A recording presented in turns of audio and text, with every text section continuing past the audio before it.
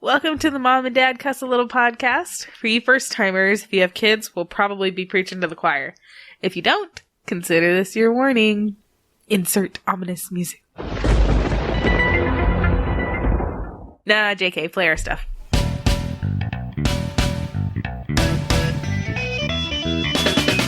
Hello, I'm Adam. I'm Rihanna. And this is Mom and Dad Cuss a Little, where we share our honest experiences in parenting. Sorry.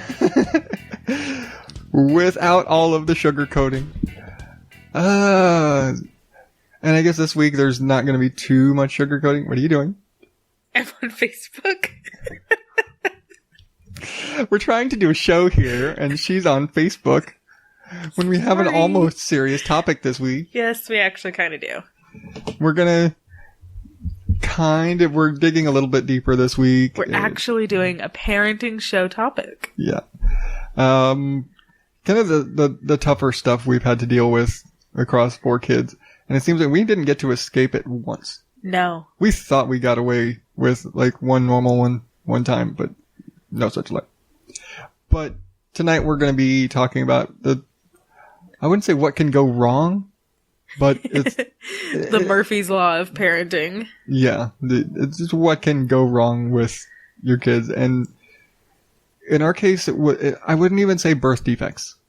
No, they were just defects present at birth. Yeah, it's not like they were born mutated or something, and like none of the boys were born with a tail or something. Although, being our kids, you might think. But no.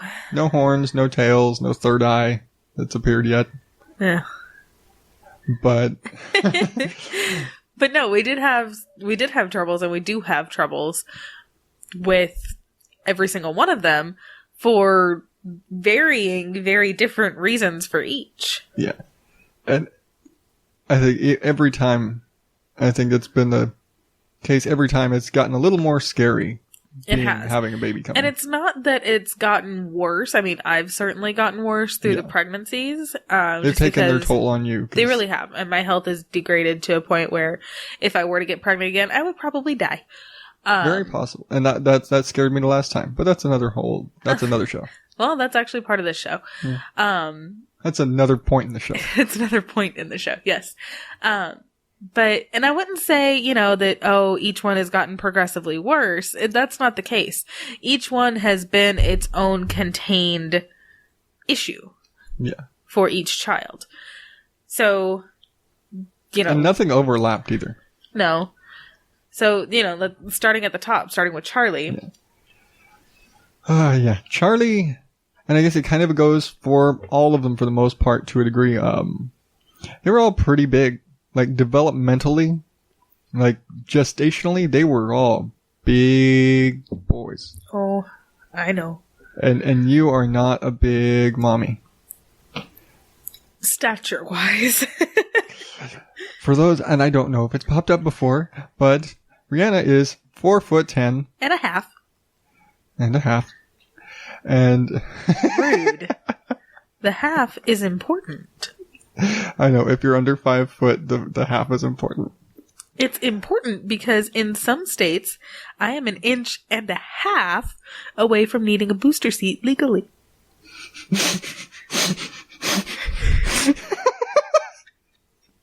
I did not know that. The half is important, okay? I still don't think that there's a lot of roller coasters you can't get on. There really are. But I can play in every place I want, so screw you. I thought this was supposed to be the serious show. Okay. Back on track. Charlie was what? 8 pounds, 9 ounces. 8 pounds, 9 ounces. And when you were dealing, and damn long, and I don't remember all the stats right now, because it's, that's a mom thing to remember every last detail of your life. And I don't remember how long any of them were, but I remember how big they were. Yeah, they were all big. They were all over 21 inches, I know that. Yeah, they were all huge. But yeah, Charlie was 8 pounds, 9 ounces, and, was it, 37 weeks? For you moms out there, this No, is he important. was 38. He was 38? Yeah. because Okay. he was a scheduled C-section. And He was a since regular scheduled yeah. C-section in Texas where they let you do that. Well, they didn't, but my doctor did. Yeah. But, yeah, so, big baby. What they don't tell you, in all of the stuff and books and what to expect, they don't tell you that when you are a tiny mom with a huge kid, that the discrepancy can result in low blood sugar. For the baby. For the baby. And what they also didn't tell me, and I kind of attribute this to the hospital, because the hospital out here that we've had the, subsequent 3 boys in, I didn't have any type of feeding support with Charlie.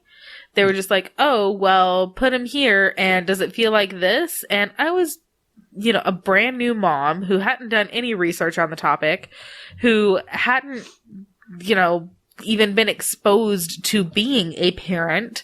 I was, 21? I had just turned 21. So I was fairly new at the concept, and I knew in my head that, I didn't want to give him bottles. I didn't want to give him formula. I had a plan. I didn't have backup. I didn't have support. Yeah. From the hospital staff. Like there was one person on the hospital staff whose job was to support you, but she was there to support everybody versus all the rest of the nurses were gung ho with. And I guess and I have to say it is a part of the region because, my stepmom was a maternity nurse in said hospital. It was actually kind of the running gag while we were there because she wasn't there at that hospital anymore, but it was the password to our room was, I know Carmela. Pretty much. Nurses are coming in. They see the name on the door and realize who it is. Anyway, so Charlie came and ended up not eating well when he was first born. Not eating at all, actually, which I didn't know was a problem and nobody told me. And so the nurse took him to do his newborn testing stuff in the nursery and realized that his blood sugar was super, super low. So instead of bringing him back to the room with hey, you need to feed him right now, she popped a bottle of formula in his mouth and took him to the ICU without even coming to get one of us, without even telling one of us what was going on. When we woke up the next morning and our baby was still gone, that's when somebody told us. And on top of that, when we got up, it was 6 or so. Yeah. It was 5:36 in the morning, something like that. And they'd closed the ICU. They were closing in 30 minutes for rounds. Yeah. They were like, oh, well, we took your baby to the ICU, but you can't go down there and visit him now because they're about to close for rounds.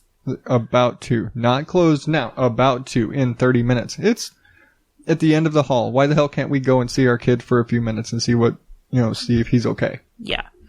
I was so we actually talked to whoever was the charge nurse for that shift, and that nurse not only got reprimanded, she got pulled from our room. Yeah, so we any never other saw that nurse again. We never saw her again.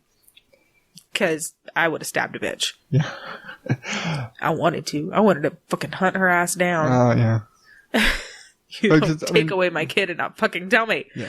And on top of that, she was kind of rude anyway. Plus she was a bitch. Yeah. So there's that. There's that.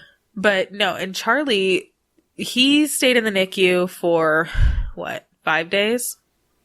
Yeah. Total of 5 days? I think it was total of 5 days. Trying to get his blood sugar under control. He eventually did. He regulated, got himself, all good, squared away. He was always a big baby, though. Yeah. And his doctor knew it. Anytime he had a med student come in, they were like, oh, you need to put that baby on a diet. Oh, yeah. That drove me nuts every time we'd go in because he had a great doctor who always had med students assisting. Yeah. And they'd go and they do his, baby stats and they get his height and weight. And he was rating the 98th percentile for every single until time. Until he was 2.5, he was rating that high. Yeah. But the med students would be like, oh, you really should cut back on how much you're feeding him, and you need to increase tummy time so he's getting some exercise. And then his doctor would come in, and he was this awesome German guy. You could hardly understand what this man was ever saying, but he'd come in, oh, big baby. Oh, big baby. That was great. and because he knew Charlie from day 2. Yeah. But he was never concerned about Charlie's weight, Charlie's height, anything like that. He was proportionately large. He was just a big kid. He still is. Yeah, he is. But I mean, he's skinny now. He's skinny. He's leveled off now, but he's always been large for his age. Actually, no. If you compare him to the kids in his class, he's kind of on the lower end. But I think he's going to end up being like you, being fucking weed. I am not weed. Beanpole. Okay, I can accept that. Anyway. So then there's Damien. Let's see. What happened with Damien? He broke everything. So Damien is going to be, and I quote this from his doctors, our short kid.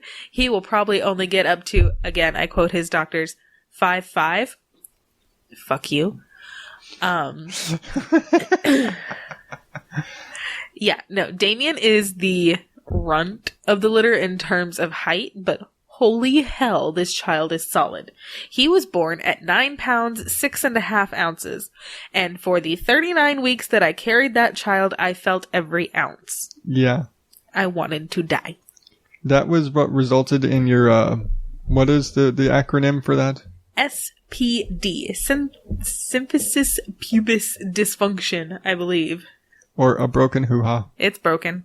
To put it into the most basic terms, if you understand how a pelvis works and there's kind of a joint at the bottom, especially for childbirth, it's supposed to kind of stretch a little bit to allow a baby to pass through there. Like a rubber band. She's playing with a rubber band right now. That's why she's got this in her head. But it's supposed to go like that. It's supposed to stretch and then eventually grow back to get and be all right. Yeah, he grew too big and broke mine. Yeah, he broke it. So it just completely fractured. Yeah. Oh. What did Have you ever wondered what hell feels like? It's that. I think, what do they call it? Severed pelvic syndrome or something like or severed pelvic disorder. I don't know. Whatever it was. It's a broken pelvis. That's what it is. He was so big, he broke your pelvis. Kind of. And that wasn't even the worst of it. Then we get into what happened with him. We thought he was okay. He didn't go to ICU, and we're really happy about that because of because of the initial thing with Charlie being that, oh, he's really big and it can cause trouble with newborns and blood sugar regulating. So when he took an entire bottle when he first, and then he threw it all up. Oh yeah, he threw half of it up. And out here, they are so die-hard about breastfeeding. They were actually really disappointed because I said, I want to breastfeed, but when you're coming off of a C-section, holy hell, you can't even move your hands in a way that feels anywhere near normal. You have no control over any body movements whatsoever. Yeah. And it sucks for me because I'm watching this, but they bring him, and I'm in there in the little recovery room with him, and I've got him, and I'm walking around, and he's cool because his body temperature was good, so they didn't need him under the lamps or anything. Because he's huge. Yeah, so I got to walk around with him and have him just wrapped up, and so when they bring you in, and I see, but they're immediately like, okay, he needs to eat. He's out here, he needs to eat right now. And they're trying really hard. So nice, but they're trying to convince you very forcibly to feed him. Yeah. They're like, do you want to, we'll hold him for you. That is not happening. You're not going to hold my child in place and no. It's just, no. That's just awkward. Give him a bottle. Yeah. So I gave him a bottle. He sucked down what was probably supposed to be 3 meals worth of food for for an hour-old baby. And then threw up about 2 meals worth. threw about 2/3 of it. Oh, man. But he was good. We thought, all right, great. His blood sugar's good. He's stable. Everything seemed good until the last last day before we're going to leave. The day before we were supposed to leave, yeah. One of the nurses came in for like their regular rounds just to, check on mom, check on the baby, do their vitals. And she's listening to his heart. She's like, wait a minute. And she listens again. And lo and behold, this nurse, out of all the other nurses that have come in every 2 hours, this one nurse decides that he's got an arrhythmia. Yeah. And as soon as that happens, as soon as that's documented, it's, oh, well, now we're going to have to call in a specialist. Now he's going to have an EKG. And all this other stupid shit. Yeah, and they have the on-call pediatrician comes in and listens to his heart. It's like, not a big deal. Yeah. He flat out says, it's like, oh yeah, tons of kids are born with an arrhythmia at birth, and it's faint. It's not a big deal. It goes away. It'll probably rectify itself in a couple of days. But because this nurse is adamant and is like really pushing about this arrhythmia that she thinks she heard, we get the EKG, and now we're gonna have to wait an extra day because by the time they get the EKG, got that finished, the person who can actually read the EKG, the pediatric cardiologist, was gone. And we have to wait for him. So we have to wait for another day so that the pediatric cardiologist can read the EKG and tell us that he's fine. He can go home. And this nurse, who is basically holding our fate in her hands, I remember she mentioned that she had an arrhythmia when she was younger, and that's why she was so pushy about it. Yeah. Like, I didn't care what you had. Sorry, I don't care. That you're not my kid. My kid is fine. Every other doctor said he was fine. Yeah. Now, granted, when we left, there actually was something with Damien. When we did his first newborn screen, the results came back and turned out he had hyperthyroidism. One or the other. He had hypothyroidism. His thyroid wasn't producing enough thyroid, whatever. So yeah, his doctor sent us back to do another lab draw just to make sure it wasn't, a one-off thing. And no, it came back low again, which then turned into like a month. Yeah, like every week we were having to go back and have another test done and another test done and another test done. And I got to the point where, every time we went in for these checkups, these follow-up appointments with the doctor, I was like, when are we going to start testing? And when are we going to stop testing and start treating? At what point do we draw the line and say, I'm not going to poke this child's foot anymore. He doesn't have a heel left. Yeah. Because he was like, there wasn't even time for him to heal, and they had to poke a new spot every time. Yeah. And yes, it was increasing every week. Great. I think that was just the deal, was that every time we went back, his results improved a little bit. And we're like, okay, he hasn't leveled off. It's like, we got to find what point does he level off, and then we can go from there. Yeah. And after about a month of going in, they find, because it was go do lab work, and then, a few days later, go back to the doctor. More lab work, back to the doctor. More lab work, back to the doctor. Yeah. And each time, yes, it was going up and getting closer to within normal range. And so she was like, well, let's see if this time he's got it. Well, let's see if this time he's got it. Which eventually turned into, okay, he's finally within the normal range. Yeah. But it took a month of testing this kid over and over and over. And it sucked. I don't know if you've ever had to hold your baby down to have them stick a needle in their foot and then squeeze the blood out of it. It sucks. But to be fair, that's easier than what we've had to deal with. That being said, it basically means that's why he's the runt. Yeah, kind of. It's just, and it's not even like, his thyroid thing is completely under control now. It's not a problem. He leveled off. He was good. Not that we've had him tested since then, but he's been growing. He hasn't had any issues outwardly, so there's been no reason to test for it. And it's like we've said before, he may be the short one, but he five. But he weighs as much as Charlie. Jesus Christ. He's within like a couple of pounds of Charlie, even though there's a 2-year difference between them. Yep. Charlie is like a head and shoulders ahead of Damien. Yep. But they're 10 pounds difference. Bug and Damien are like 2-pound difference. But there's 10 pounds between Damien and Charlie. I haven't checked. Damien and Bug weigh themselves like every day on the bathroom scale. Yeah. Every day I'm in there brushing my hair and Damien's, I gotta get my pounds. I have to get my pounds. He sounds like me. But then there was Bug.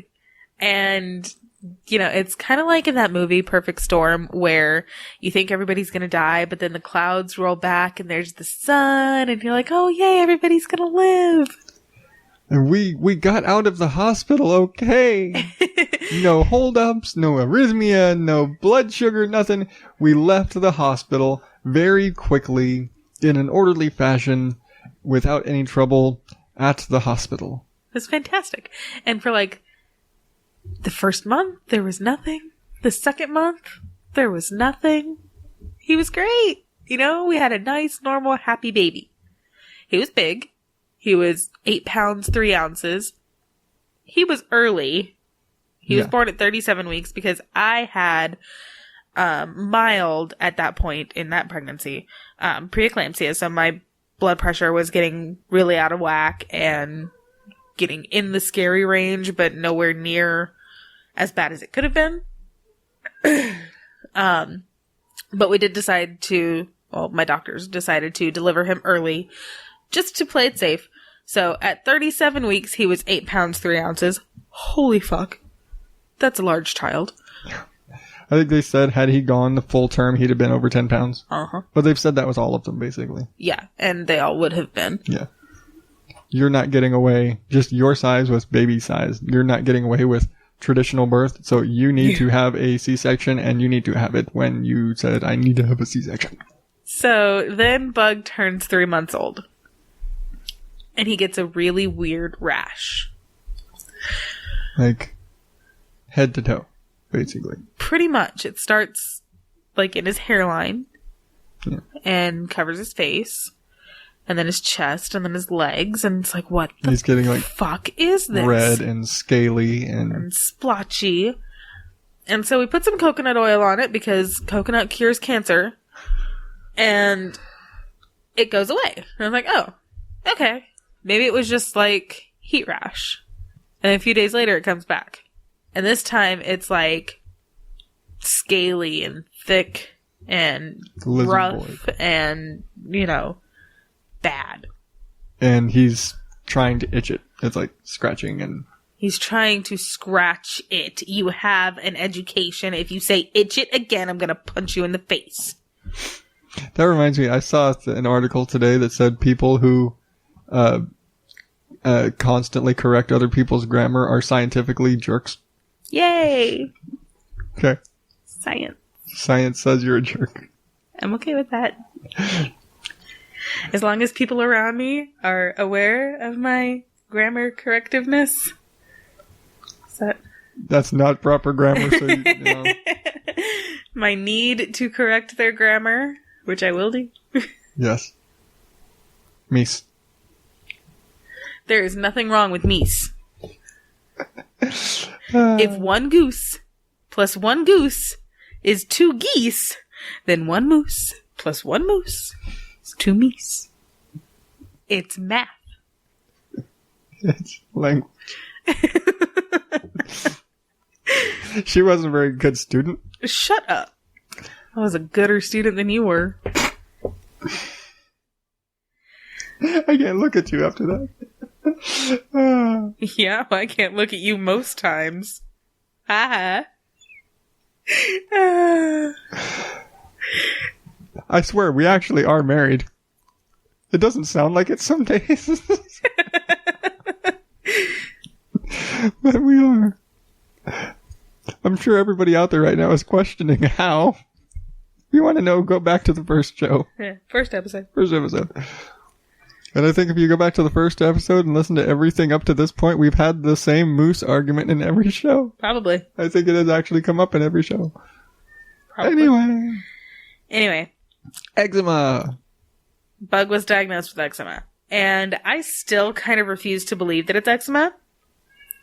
Simply because I've never seen eczema act the way Bug's eczema does, but I have seen psoriasis act like that.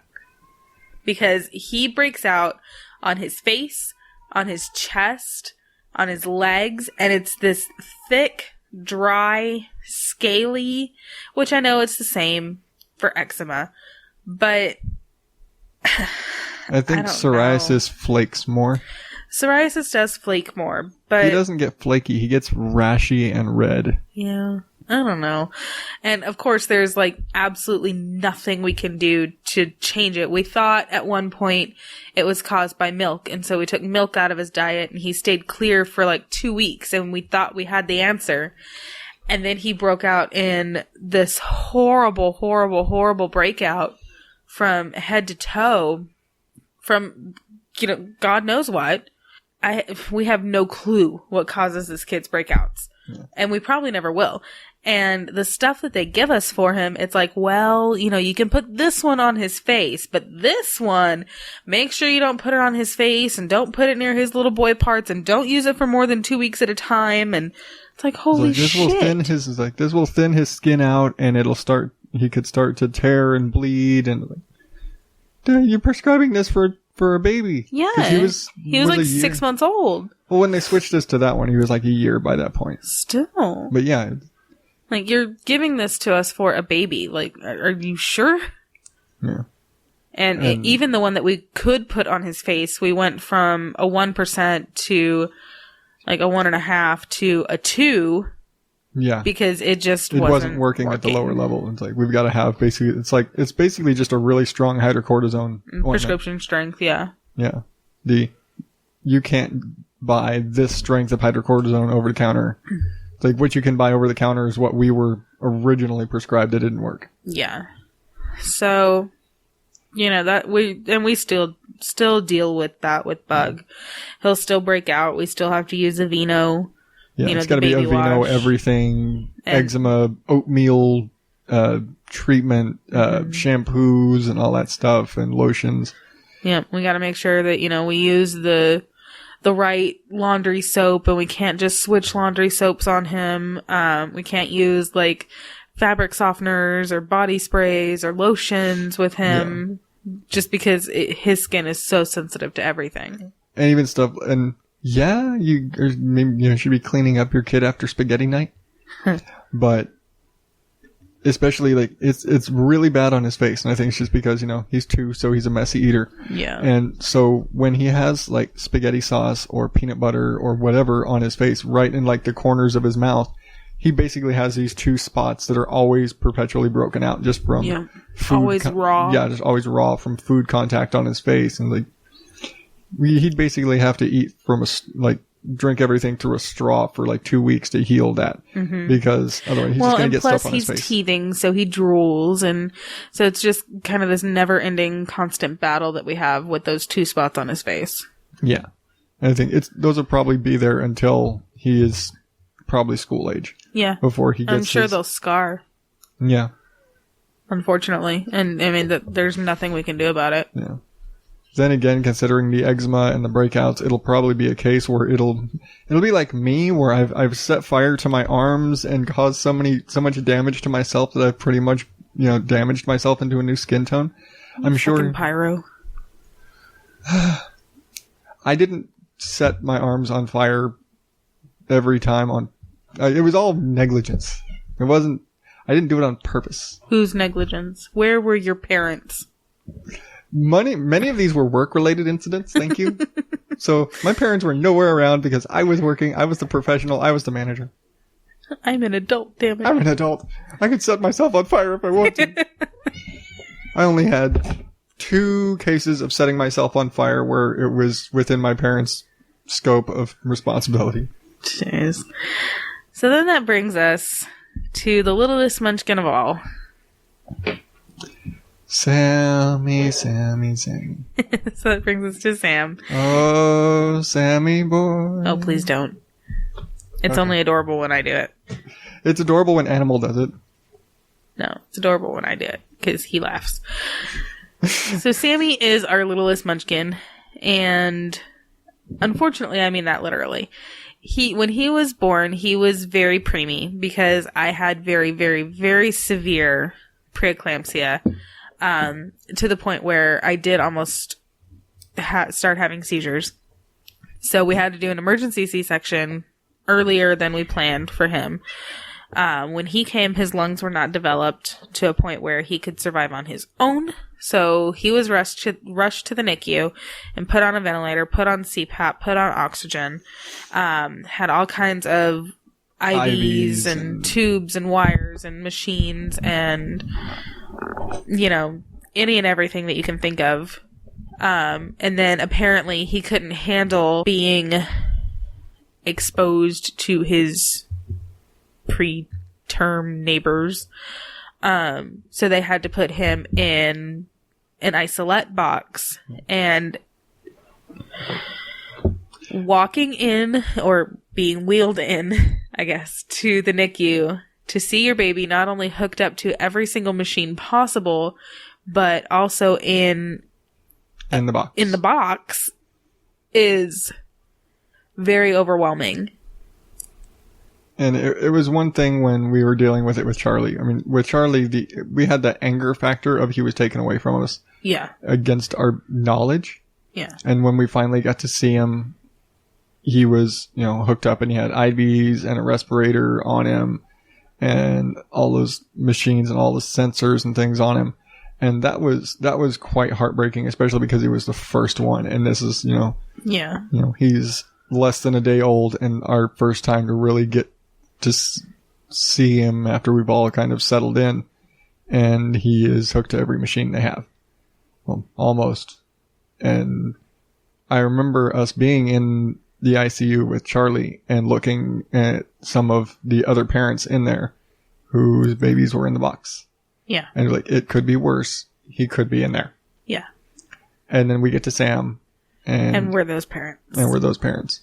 But to be fair, and the way it was explained to me, the reason why he was put in the box was pretty much because of a noise thing. It was because he just wasn't tolerating his neighbors being fussy. Yeah.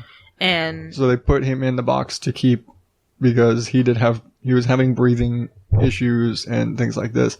Yeah. And his, like, blood oxygen levels were, you know, troublesome. Very low, yeah. Well below normal standards.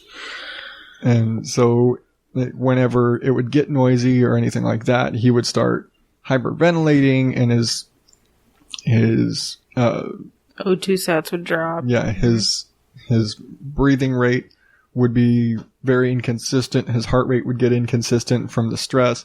And just for the noise sake, to keep everything as calm as possible, they put him in the box. Yeah. He wasn't in there his first day, but after that they put him in there. Yeah, which worked. And he did really well. I didn't get to even hold him until he was 2 days old. Yeah. Which sucked so bad. Yeah. So he was in the NICU for 6 days? Yeah, that sounds about right. Because I remember 5 or 6. Because I had gone back to work, and I was actually, basically, I would get out of work and go from work to see him at the hospital. Yeah. So I'd be getting out of work like 1 or 2 in the morning. 1 or 2 in the morning. And then I'd go stop by and take him, because what they did is, you know, 3 kids in, we've got the pumping and breast milk situation working. And so, you know, you're pumping, and anything you were getting stored up, it's like they were feeding with formula and everything there. Yeah. But everything that you could produce, they were taking and providing to him as well. Mm-hmm. So every day I would take, like, they were giving me tons and tons of bottles and things. Like, here's a bag full of everything you might. It's like, oh, if you need more, just ask. We'll get you more bottles, more storage, whatever. Yeah. And like, so, the little labels for all of his bottles and everything. Yeah, labels so they can. And like I said, ever since we moved out here, they have been, you know, Arizona is super, super, super supportive out here. So I had amazing nurses, and he had amazing nurses who every time we were there, it was like, oh, let's do skin to skin. And once I could finally start holding him, it was, do you want to sit here and hold him? Let me get you a recliner. Let me get you something to put your feet up. And you guys just sit here until you say you're done. Yeah. They're really awesome here. I mean, yeah, we had the same issue of, hey, you can't be in the ICU when, they're doing rounds. When they're doing rounds, yeah. But, like, in comparison to, or contrast to the hospital in Texas with Charlie, where they're like when you see those old hospitals in movies where they've got the huge nursery and there's like 20 kids in there and nurses are taking care of this whole room full of babies, because there, a lot of the moms would just turn the kid over to the nursery and like, mom would go and sleep and they'd be like, Mom, do you want to feed the baby? No, it's okay. You do it. And so most of these kids were bottle fed in the nursery by a handful of nurses, of which my stepmom was one of them. Yep. And then out here, they don't even have a nursery. They don't even have a nursery. The nursery here is the ICU. Yep. Like, you are in the room with the baby. Mom and baby are together at all times. They don't get separated unless there is something where mom cannot be present. Right. It's like, oh, we're going to go do his hearing test. He's going to be gone for about 30 minutes. Nope, they do that in the room. I was never there for the hearing test. They do everything in the room. Yeah. I think there's one, and it's because it's a lab, I think. Yeah. There's one that they do where they take the baby out. But that's the only one. But no, so Sam was in the NICU, and it was really, really, really hard. And, every second that I could, I was up there. When I wasn't, I was calling them. How is he? Is he okay? Yeah. What are his stats like today? What are his vitals looking like? Has he come down on oxygen at all? Anything, I just, has he opened his eyes? You know? Oh, he moved a finger? That's fantastic, I remember once we came home and it was we don't want to come home without him, but we're going to have to because he's going to be here a few more days. Yeah. And which we had to deal with that with Charlie. We came home a day before Charlie. Yeah. But that was one day. That was one day. With Sam, it was almost a week. And he came home earlier than we expected, than they were saying. But he had a few days of really good progress, and they were able to kind of step up things quickly in the last few days to be able to bring him home. But it was basically every morning I would take you to the hospital to be with him. And every night. Every afternoon when you went to pick up Charlie, you'd come pick me up. Yeah. So you'd be there basically during the school day, and I would pick you up. And then once I got out of work, then I would go check on Sam, and I would take him bottles and everything and spend a little time with him. And then he finally did get to come home.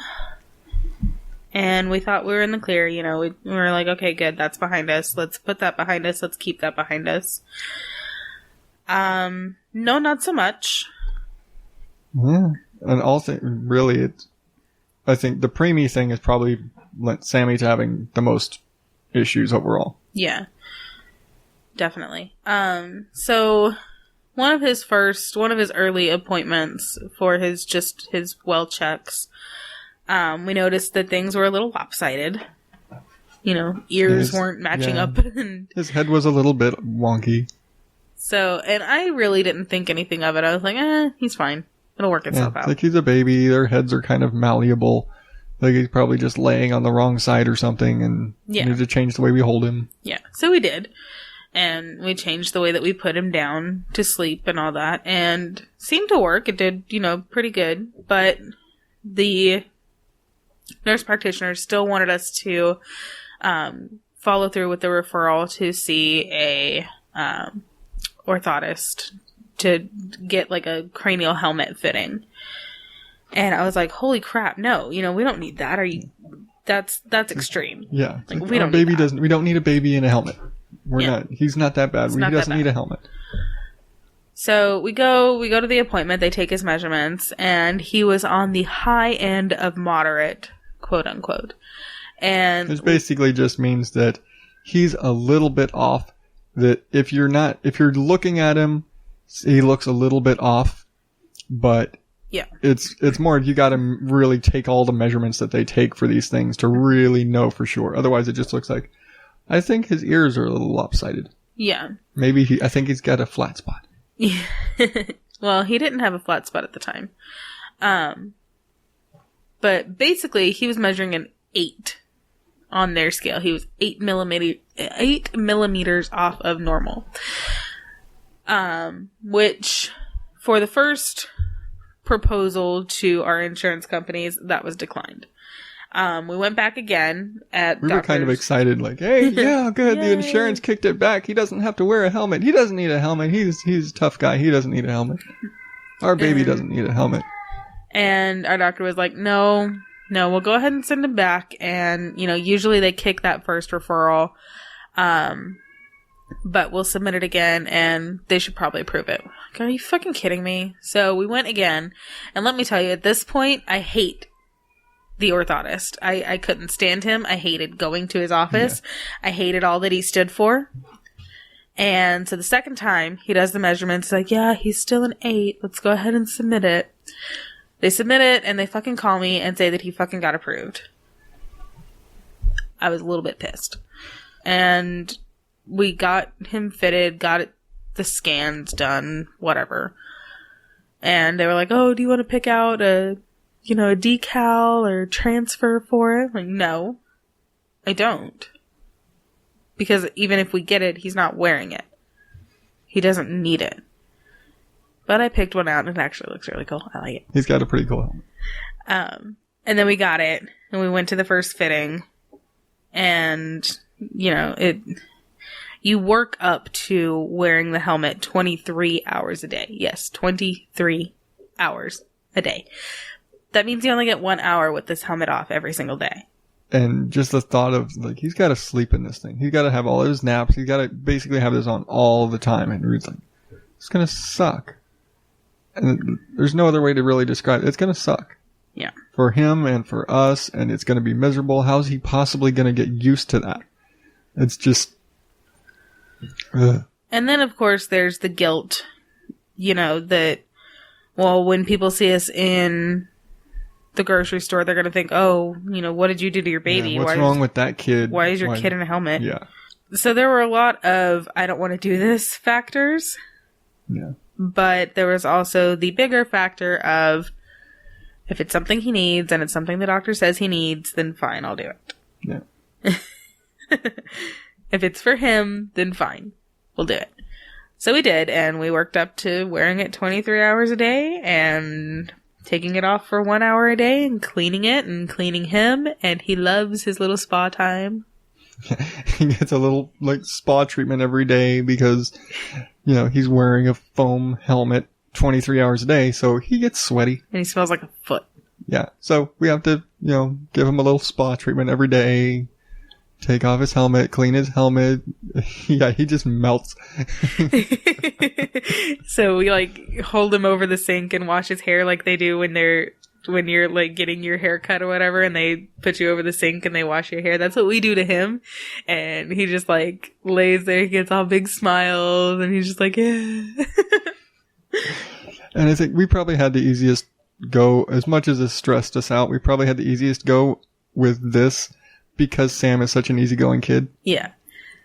He really is. Yeah. I mean, he took very well to the helmet initially. Initially he didn't like it. But as through the transitional period and everything. Yeah. He got pretty used to it. Yeah. He got there. And he's okay. He doesn't like the on-off of it. Putting it on, taking it off is annoying to him. He gets aggravated by it. But once it's on, he's like, okay. I'm fine. Yeah. Oh, that whole thing is over. I think I get about as much fight from him putting his helmet on as I do getting Bug dressed. So, yeah. Yeah. Totally normal. And the good news is that Friday should be his very, very last day ever in the helmet. We should be able to, get him done graduated from the orthotic helmet treatment plan. And the doctor actually has said that he has progressed so fast, and it was giving us credit because, at least from what we gather, most parents don't keep up with the regimen as well as they're supposed to. Yeah. Like when we're saying, good, it's like, yay, Sammy, you're doing so good. And he's like, no, congratulations to you guys because you guys are keeping him in it. You guys are keeping him in the helmet and following the procedure the way you're supposed to. And that's what's allowed him to develop and correct in 3 months. Yeah. Kind yeah, of awesome. Because he got it at the end of January and it's early April now and it's coming off. Yeah. And so, yeah, apparently a lot of the credit goes to us, which, yeah, we were pretty shocked. Like, really?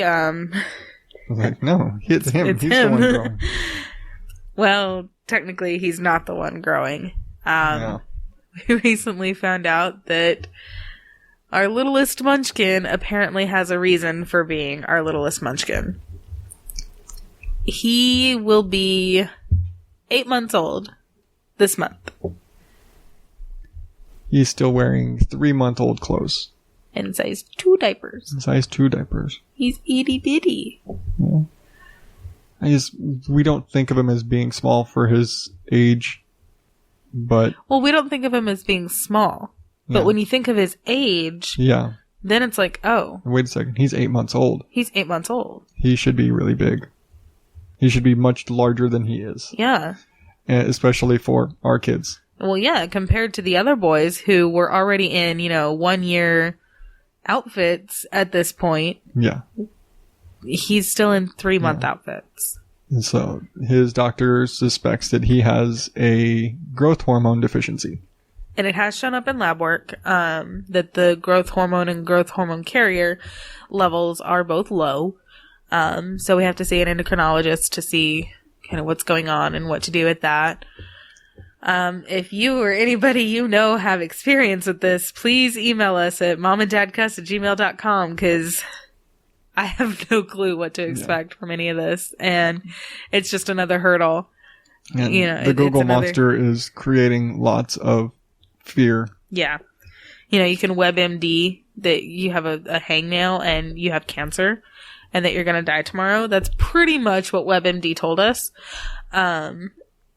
So... Yeah. It's basically supposed to be like daily shots for basically until he's 25. Mm-hmm. To have to get hormone shots every day. Every night. Yeah, every night. Guess who's home with him at night? Yeah. Until... It's not Dad. Yeah. I know, I'm not home at night. But yeah, nightly hormone shots until he's about 25 when he's supposed to stop growing. We're just getting past the helmet thing. I mean, he'll get his helmet off Friday, and then Monday he goes in to see about his hormone treatments. Yeah. Kid can't catch a break at this point. Yeah. So. And you know what? If this is the worst that we have to deal with, then cool. Yeah. But, yeah, kid can't catch a break. Just let him... Let him just be. Let him just be. He's such a happy kid. He is. For everything that he has gone through, because he's gone through more shit than any of them at this point. Yeah. He is such a happy kid. He's always so smiley and goofy, and he's got the best smile ever. Well, because he does this, kind of half stoned, hey. Squinty eyes and everything too. Hi. So he's just... It doesn't help we smile at him the same way though. I know, we do it back. But so he's just really goofy and he's got this really goofy, carefree personality, which is awesome because, he's got to go through all this shit. Yeah. And, it's what we got to do. So we got to do it. We've gone through it all. I mean, short of having a child who is just legit, and I'm not going to count hormone treatment as special needs, although all things considered, it is pretty special needs, but none of our boys are psychologically underdeveloped. We don't have a quote-unquote special needs child. No. But I think we've dealt with just about everything other than that. Let's not even get into dietary restrictions land. No.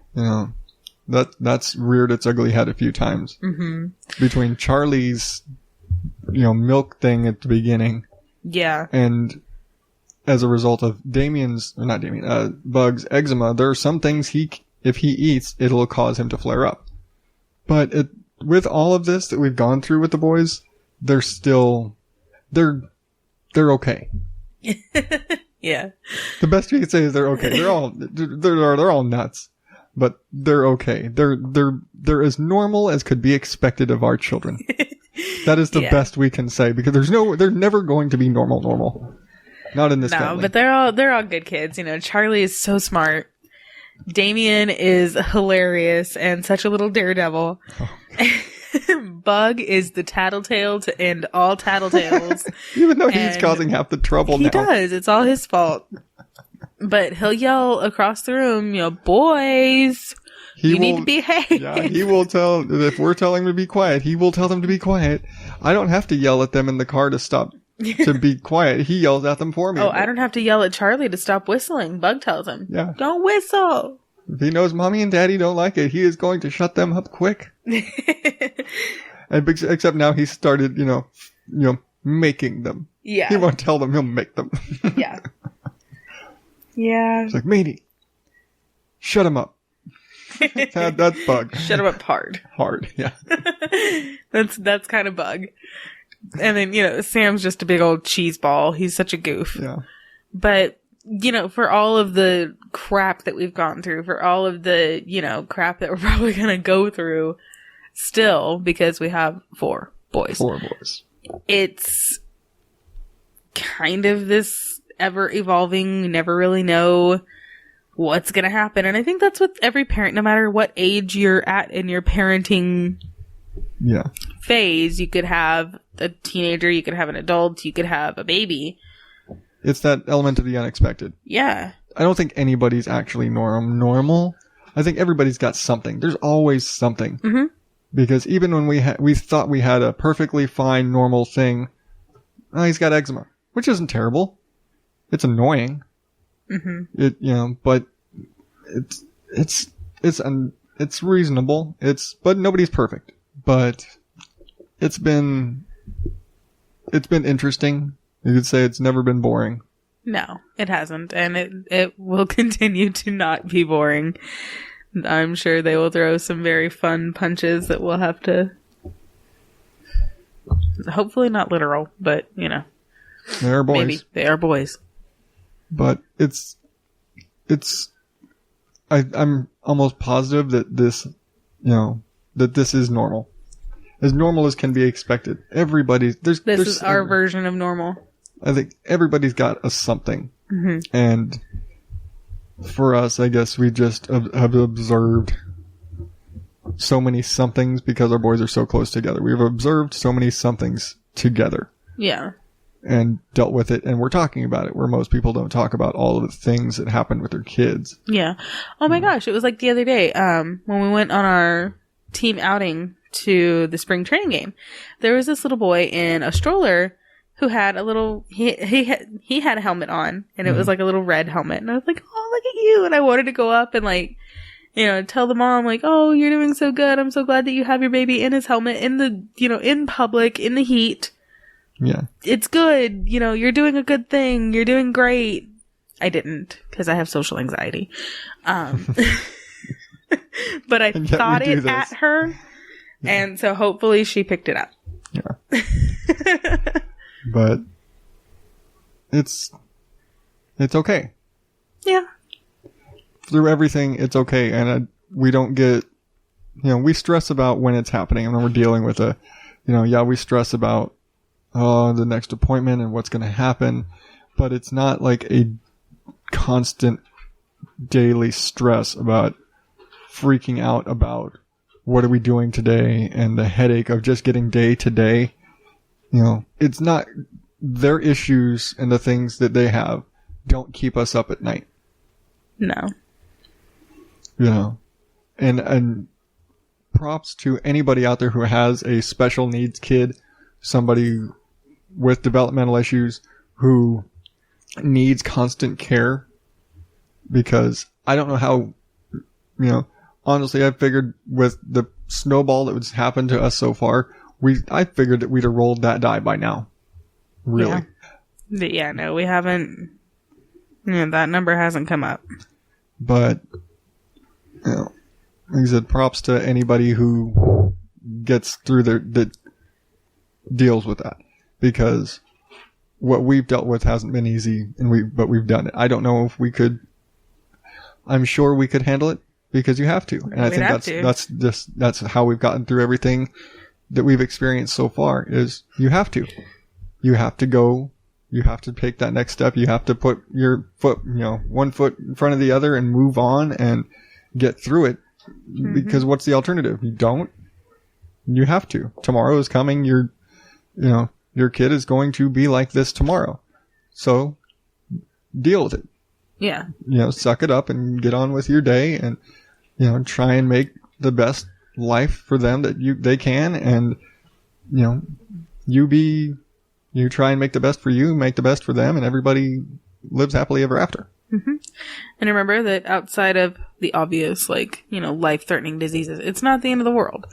Sammy being in a helmet for 23 hours a day for 3 months, or even if he did 6 months or 9 months, it's not the end of the world. It sucks. It's not the end of the world. Him having to do, if he does have to do hormone shots until he's 25. Okay. It's once a day for a finite period. It's not the end of the world. It's fixable. Yeah. And I think that's what I've had to hold on to through all of it is that, none of this is life-threatening. None of this is so bad that it can't be fixed. It's just something that has to be managed. Yeah. They don't have cancer. No. It's eczema. It's eczema. Thank you, WebMD. So. So on a lighter note, do you have any shit you shouldn't have to say in this house? I had some, and I don't have it with me. Oh no. Yeah. We've had a few this week too. And I have one. You've got one. Okay, good. Because, like I said, you normally have to send me these things, or I have to have them documented somewhere to remember them, because in the moment, I cannot recall. Yeah. So, I don't know why, but Bug has gotten into this thing lately, where the other day, he ran up to give me a hug, and all of a sudden, I feel this wet spot. Like, Bug, don't lick my shirt. And he's licking my stomach. Licking my shirt. Ugh. He's weird. He's a boy. I don't get it. And he does that to me too. And you think you're just getting this really great cuddle moment, and he'll just run up and... No, he's sitting there trying to drool on you so that it soaks through your shirt. Until you feel it. Until you tell him to stop. It's I'll be standing there cooking or doing dishes or something. And I'll have my, come run up and grab and hug me and wrap around my arm and everything. And next thing I know, and he's licked my elbow. I don't go, understand. Weirdo, go Stop away. calling him Bug. That's probably why.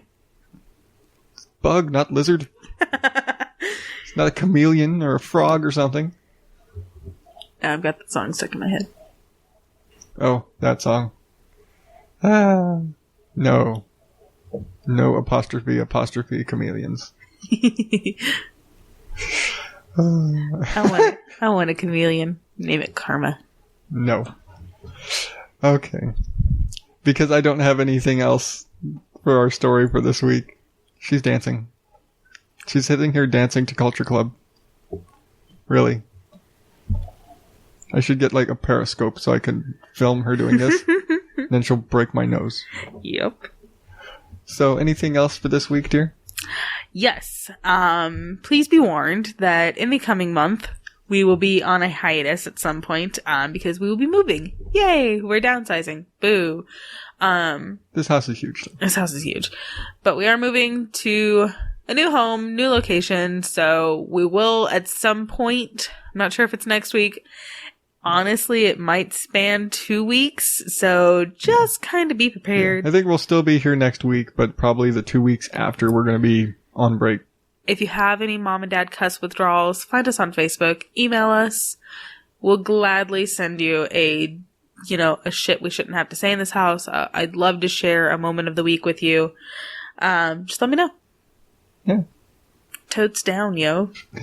And I will straight up, I didn't ever do my homework assignment this week. Shame on you. At the same time, nobody new followed us on the Facebook page, so obviously they weren't paying attention. They were not paying attention in class. Well, shame on them. Mm-hmm. Mm-hmm.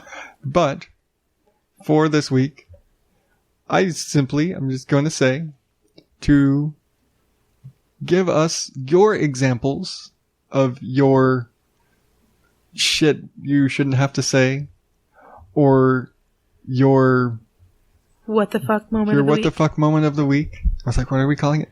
Whether you have kids or not, what's your what the fuck moment of the week? Do you have a weird dog story?